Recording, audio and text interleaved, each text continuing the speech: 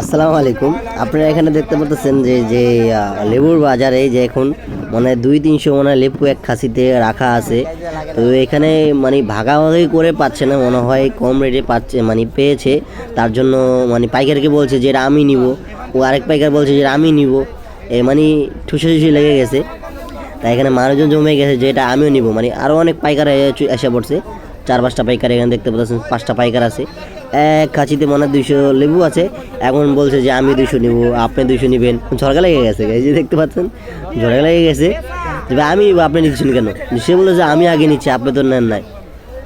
তো এই লেবুর যে চাহিদা রমজান মাসের আর হইলো যে দাম, তার জন্য একটু কম পেয়েছে, তার জন্য একটু অনেকে নেওয়ার চেষ্টা করছে। যেটু কম পাইছি তার জন্য নিয়ে নিই। আর লেবুগুলো এখন বর্তমানে লেবুর দাম বেশি একটু, রমজানের শেষে। তাই কেউ উত্তেজিত হবেন না, দাম আস্তে আস্তে কমে যাবে।